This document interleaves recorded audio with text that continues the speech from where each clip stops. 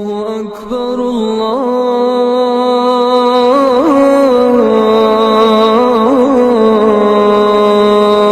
أكبر الله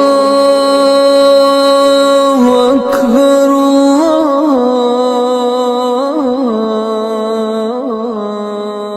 أكبر. مولوی صاحب، ابھی یہاں پر میٹنگ طلب کی گئی تھی ڈی سی صاحب کی طرف سے. اگر دیکھا جائے وہی بات کی گئی کہ یہاں پر سوشل ڈسٹینسنگ کا خیال نہیں رکھا جا رہا ہے کچھ مسجدوں میں. اس کے لیے کیا اپیل رہے گی؟ آپ سرکار سالہ ہے یہاں پر، تو کیا اپیل رہے گی آپ کی؟ بسم اللہ والصلاۃ والسلام علی رسول اللہ وعلی آلہ وصحبہ اجمعین وبعد.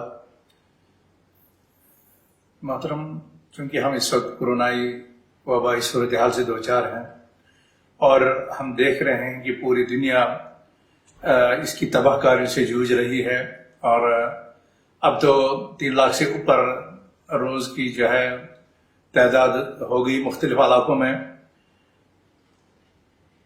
حکمت عملی اور اسلام کی تعلیمات کا تقاضا یہ ہے کہ ہم احتیاطی تدابیر اختیار کریں، اور ہمارا دین کہتا ہے فاسألوا اہل الذکر ان کنتم لا تعلمون، تم اہل فن سے پوچھو اگر تمہیں خود خبر نہ ہو. تو اس آیت سے امام شافعی رحمۃ اللہ علیہ نے بھی یہ نقطہ نکالا ہے کہ جس فن کے ماہرین ہوں اس مسئلے کے متعلق ان سے ہی رابطہ کیا جائے، ان سے پوچھا جائے. چونکہ اس وبائی صورتحال کا تعلق شعبہ صحت سے ہے، اور ماہرین طب کی آراء ہمارے پاس آ چکی ہیں کہ آپ لوگ احتیاطی اقدامات کریں، ماسک استعمال کریں، ہاتھوں کو بار بار دھلیں اور گھروں میں ٹھہریں، سوشل ڈسٹینسنگ اختیار کریں. یہ کچھ ایسی احتیاطی تدابیر ہیں جس کے ذریعے سے اس وبا کو پھیلنے سے روکا جا سکتا ہے.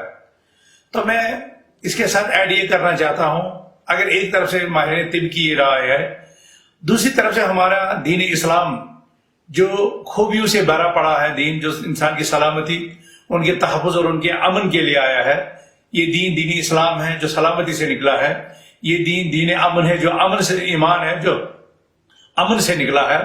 اور یہ جہاں اپنے ماننے والوں کو عذر کی حالت میں نمازوں میں تخفیف اور عبادات میں تخفیف، روزے میں تخفیف کا حکم دیتا ہے، جیسے کہ مسافر کو 4 رکعت کے بجائے 2 ہی رکعت، روزے دار کو قضا کی رخصت، اور اس مریض کو بھی مختلف سہولیات شریعت اسلامیہ دیتی ہے، کیونکہ شریعت کا قاعدہ ہے لا یکلف اللہ نفسا الا وسعہا. اس کے پیش نظر اس وبائی صورتحال میں ہمیں اپنی عبادت گاہوں، اپنے مارکیٹوں، اپنے دفتروں، اپنے سکولوں کا نظام ماہرین طب کی آراء کے مطابق استعمال کرنا چاہیے. اگر آج ہمیں کہا جا رہا ہے سوشل ڈسٹینسنگ کا، تو یہ خود انسانیت کی بقا اور اس وبا سے نکلنے کی ایک اہم راہ ہے. جبکہ اس سے پہلے ہمیں رجوع الی اللہ، توبہ اور استغفار سب سے بڑا ہتھیار ہے اور سب سے بڑی دوا ہے، اور نمازوں سے پناہ مانگ سکتا ہے انسان، اللہ کے دربار کی طرف رجوع کر سکتا ہے. لیکن جب ہم رسول اللہ صلی اللہ علیہ وسلم کی طرف دیکھتے ہیں تو ہمیں ایسی بھی نصوص ملتی ہیں کہ جب آپ سے بیعت کرنے والے بیعت کرنے آئے، ان میں ایک شخص جذام کی بیماری میں مبتلا تھا، تو رسول اللہ صلی اللہ علیہ وسلم نے اس کے ساتھ اپنا دست مبارک نہیں ملایا، بلکہ اس کو اپنے گھر میں ٹھہرنے کا جو ہے حکم دیا. حضرت عمر فاروق رضی اللہ تعالیٰ عنہ خانہ کعبہ میں ایک خاتون کو عام طواف کرنے والوں کے ساتھ، ایک جذام والی عورت کو، جذام اور کوڑ کی بیماری میں مبتلا ایک خاتون کو طواف کرتے ہوئے دیکھتے ہیں، تو انہوں نے ان سے کہا یا امت اللہ لا تؤذی الناس لو جلستی فی بیتک، اے اللہ کی بندی، اللہ کے بندوں کو تکلیف مت پہنچاؤ، لو جلستی فی بیتک، کاش تو اپنے گھر میں، اگر تو اپنے گھر میں بیٹھتی تو یہی بہتر ہوتا. جس کو آج یہ لوگ ہمیں کہہ رہے ہیں سٹے ہوم سٹے سیف، تو یہ پہلے حضرت عمر رضی اللہ تعالیٰ عنہ نے کہا. تو اسلام کی یہ تعلیمات ہے. ہم بار بار کہا کرتے ہیں کہ اسلام کے ابتدائی دور کے جو خلفاء تھے وہ نان بھائیوں کو آٹا گوندتے وقت ان کے چہرے کو بند کر دے، بلکہ چہرے کو ہی نہیں بلکہ ان کے ماتھے پر بھی کپڑا رکھنے کا حکم دیتے تھے. کیوں؟ تاکہ آٹا گوندتے گوندتے اس کا پسینہ آٹے کے ساتھ نہ خلط بلط ہو جائے، یا آٹا گوندتے وقت اس کو چھینک نہ آئے تو اس کا منہ کا لعاب یا وہ وائرس جو ہے وہ آٹے کے ساتھ نہ مل جائے. تو ہمارے خلفاء نے اتنی زیادہ احتیاط کی ہے. ہم ان کے ماننے والے اور ان کی راہ پر چلنے والے ہیں. ان کا ایمان، ان کی ہدایت ہمارے لیے معیار ہے. فَإِنْ آمَنُوا بِمِثْلِ مَا آمَنْتُم بِهِ فَقَدْ اهْتَدَوْا. آج اس میں کوئی شک نہیں ہے کہ نماز باجماعت پڑھنی ہے، اور اس میں بھی شک نہیں ہے کہ صف کے کندھے کے ساتھ کندھا اور پاؤں کے ساتھ پاؤں ملا کر کے نماز پڑھنا ہے. لیکن سامعین کرام، خواتین و حضرات، یہ عام حالات ہیں، صحت کے عام پرسکون حالات کا یہ حکم ہے. لیکن جب عذر کی حالت ہو جاتی ہے تو عذر کی حالت میں فتویٰ بدلتا ہے. فتویٰ ملک سے ملک تک اور علاقے سے علاقے تک ایک صورتحال اور دوسری صورتحال کے پیش نظر بدلتا رہتا ہے. جب صورتحال وبائی امراض کی، تو بغداد کو تو ابتدائی میں جب ابو علی سینا نے، جو ایک بہت بڑا طبیب گزرا ہے، بلکہ طب وہیں سے شروع ہوتا ہے، ابو علی سینا نے تو بغداد کا سارا شہر بند کر دیا، یعنی جو لاک ڈاؤن کا تصور ہے. تو یہ تو ہمارے تاریخ سے نکلے ہوئی چیزیں ہیں. تو ہمیں کہا گیا ہے، رسول اللہ صلی اللہ علیہ وسلم نے فرمایا، اگر تعاون وبا کسی علاقے میں پھیلو اور تم ادھر ہو، وہاں سے مت نکلو، اور اگر تم سنو کسی بستی میں ہے تو وہاں مت جاؤ. اس کی جو وجوہات ہیں ماہر طب نے اور شاعری نے حدیث نے بیان کی، وہ یہ ہے کہ اگر کسی علاقے میں وبا پھیل جائے تو وہاں سے ایک انسان کو دوسرے علاقے کا سفر اس لیے نہیں کر رہا ہے تاکہ وہ اپنے ساتھ اس وبا کو منتقل نہ کرے، تاکہ وہ منتقل کرنے کا سبب نہ بنے. اور کسی علاقے میں ہے تو اسے وہاں جانے سے منع کر دیا گیا ہے تاکہ اس کے وہاں جانے سے وہ خود اس وبا کا شکار نہ ہو جائے. تو یہ اسباب شریعت اسلامی نے دیے، یہ دین اسلام کی تعلیمات ہے.